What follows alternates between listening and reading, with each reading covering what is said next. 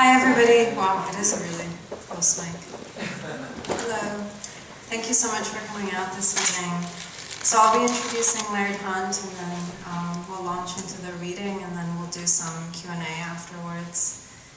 So called one of the most talented young writers on the American scene today by Paul Auster, Laird Hunt is the author of the Paris Stories and 5 genre-bending novels, Then Possibly, The Exquisite, Indiana, Indiana, Ray of the Star, and Kind One, which was a finalist for the 2013 PEN Faulkner Award and the winner of a 2013 Anisfield Wolf Book Award for Fiction. His books have been translated and released in France, Italy, and Japan. Born in Singapore and educated at Indiana University and the Sorbonne in Paris, Hunt has also lived in Tokyo, London, The Hague, New York City, and on an Indiana farm. A former press officer at the United Nations and current faculty member at the University of Denver, he now lives in Boulder, Colorado. So those are just the stats. So I'll introduce Kind One and just a little bit about his writing as well. In the opening to 3 Steps on the Ladder of Writing, Hélène Cixous tells us that writing forms a passageway between 2 shores, and that there are 2 ways of clambering downward, by plunging into the earth and going deep into the sea, and neither is easy. Those of you who have already read Kind One know that Laird Hunt accomplishes both tasks. In Kind One, we descend the ladder of writing into slavery's history, a deep, dark well where the voices of Hunt's narrators reside. The novel itself plunges into the earth. Throughout it, we watch the characters dig wells and graves for their loved ones, and new graves for those who were unjustly killed and improperly buried. Hunt, too, digs, and what his efforts yield are the voices of his characters that rise to the surface of our imagination with the mysterious power of a wound resurrected after having long been suppressed.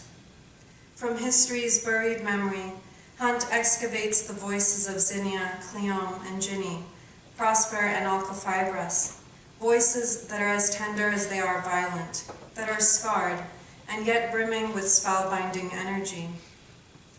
Kind One's innovative form accomplishes the task of forming a passageway between 2 shores.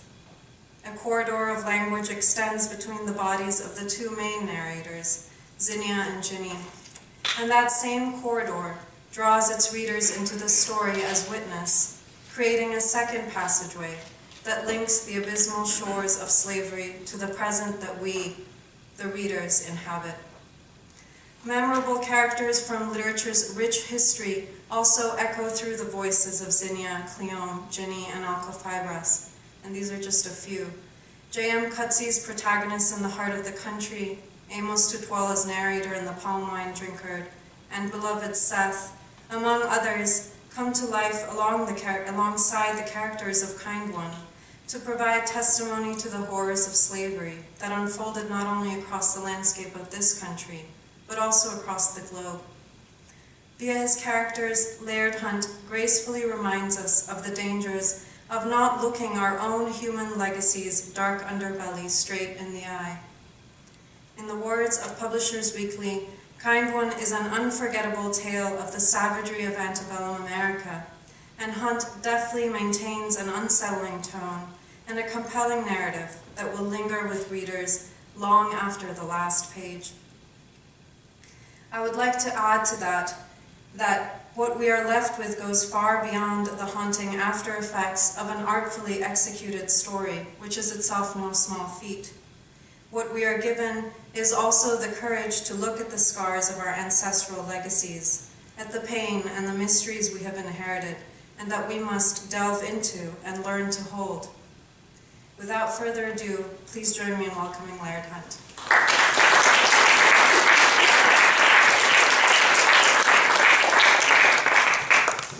Wow, thank you for that introduction, Azareen. Thanks for having me here. It's really a thrill to be with you and to be back in Indiana, where I have deep roots, although from the South End. specifics in that story. So I'm going to read from Kind One, and Azareen was talking about the different voices and some of the resonances that this the book has and enters into conversation with. So I thought that I would read some of the different voices from this, and perhaps at the risk of not giving you a sort of straight narrative through line to chew on this evening. Hopefully there will be enough in these voices to think about, and hopefully the experience will be useful and interesting. So from a few different places in Kaima.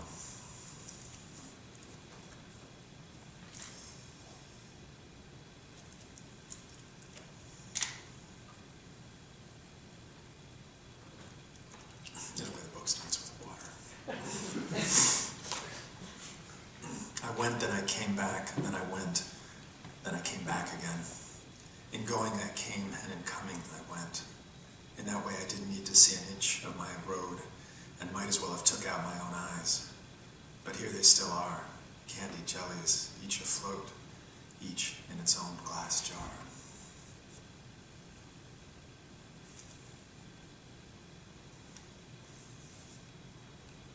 Once I lived in a place where demons dwelled.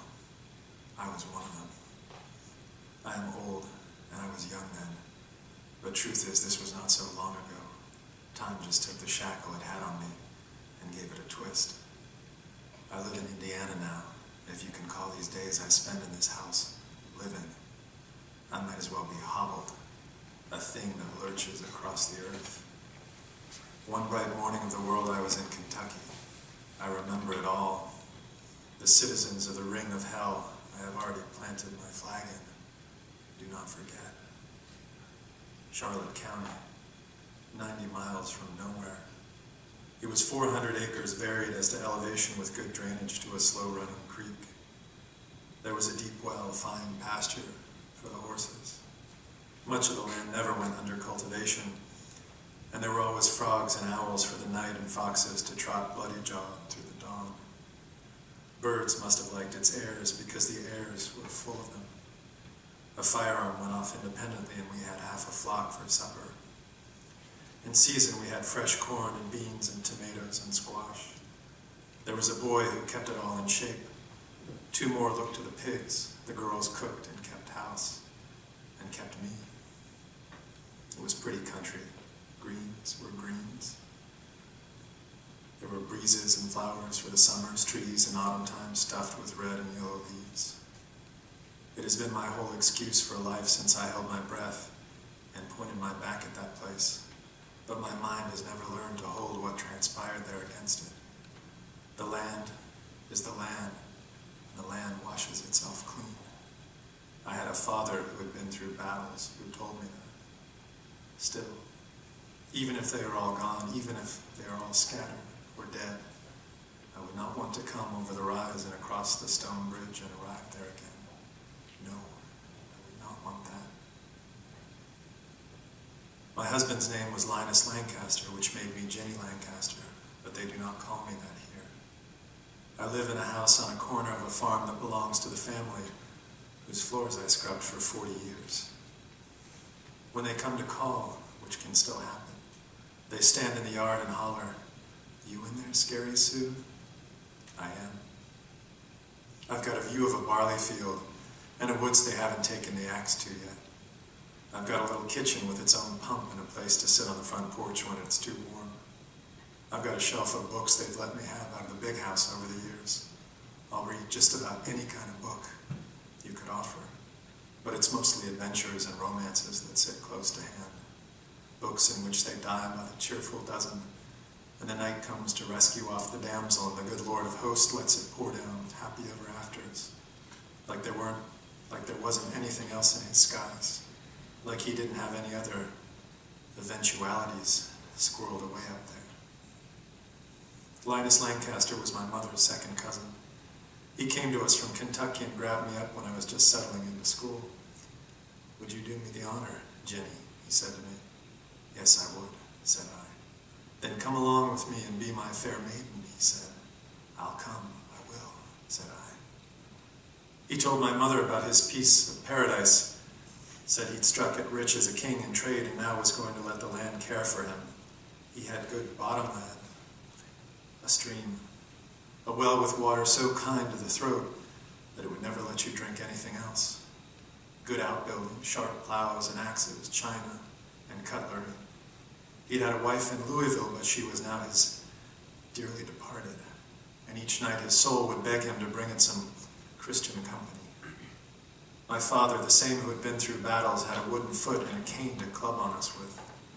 Linus Lancaster told my mother about Charlotte County, but my father was there listening, quiet, the way he liked to, with a pipe at the ready and one eye shut. There was a good deal to say about that place in Kentucky, and my father took it in, every word. I mostly looked at him and at Linus Lancaster. I liked how new Linus Lancaster's shirt was. He had 2 of them in his valise and 10 more just like it, he said, in his fine home. My mother liked to hear him talk. She got that look of hers like a daisy under a sweet raindrop when he would open his mouth and dance out at us with his tongue. My father saw that look and he saw Linus Lancaster, and he saw me there in my corner, mooning over it all. When it seemed like Linus Lancaster's tongue was done with its long dancing, my father straightened up on his chair and hit a little at the floor with his wooden foot. He looked at me, then at Linus Lancaster. Then he cleared his throat. In school, the teacher had let me lead the lesson, my father said, opening one eye and shutting the other. The teacher had said one day it could be me to stand in front of the class and hold the chalk, and what, he wondered, did Linus Lancaster think about that? Linus Lancaster said he had heard that about me. He said he liked a woman who knew her letters, said there was great accommodation in his heart for the delicacies of the mind. Do you want to go? My father asked me later. Yes, I do, I said. I will ask you again. Do you want to go down to Kentucky with this man, cousin to your mother, this Linus Lancaster, to be his wife and do his bidding? Yes, Father, I said. He didn't say a thing until the next day when I was out in the goose pond with mud and wet feathers up to my elbows and all the geese honking and carrying on like I was the rapture come to smite them. My father quietly considered this carnival for a time. Then he kicked at a goose come too close to his wooden foot. It was funny. Go on then, he said. We left a fortnight later. There wasn't much fuss to it. My mother and father, a third cousin, a turkey buzzard looking for his lunch haloed the house. My mother waved to her cousin with a cloth she was holding. My father pushed down his hat and held up his hand.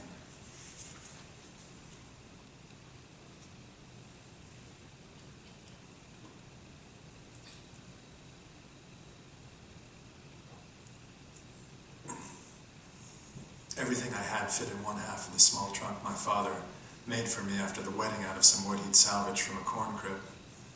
As we made the drive down, I would turn often and look at my trunk bouncing there in the back of Linus Lancaster's wagon, and wish that I could take off my new traveling hat with its pink ribbon, open the trunk, wrap my arms around myself, and curl up inside.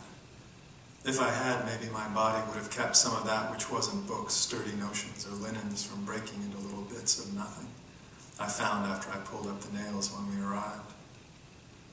Linus Lancaster's had his girls get me settled. His house wasn't what he had told my mother about. There weren't any columns or gables or 50-foot porch to it. It was just a cabin with a long corridor and some extra rooms tacked on. But they kept it well. You could make a breeze run through the windows and down the hall, and the country, when I first came to it, was fragrant. That was the thing I liked best in those first days. I liked to stand at a window and bite off pieces of that breeze. That was a breeze to chew on and think about and swallow. Never mind that winter hadn't come yet to freeze it all until your teeth would snap straight off in your mouth if you smiled. Never mind that there would be more than breezes to trot along that corridor in the jolly days to come. Welcome, those girls said. Then each tried her hand at a curtsy. They were just little bitty things then, 10 and 12. I was 14.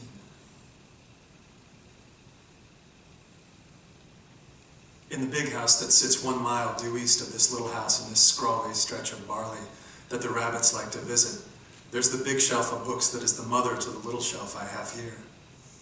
It isn't just my happy books on that big shelf, it's other things. It's the shallow and the deep parts of the pocket both. After I had gotten myself up here and had started into scrubbing floors, on that shelf I searched every day for the word to say what it was that befell us in that house in Kentucky. I looked in every book for that word, but I didn't see it.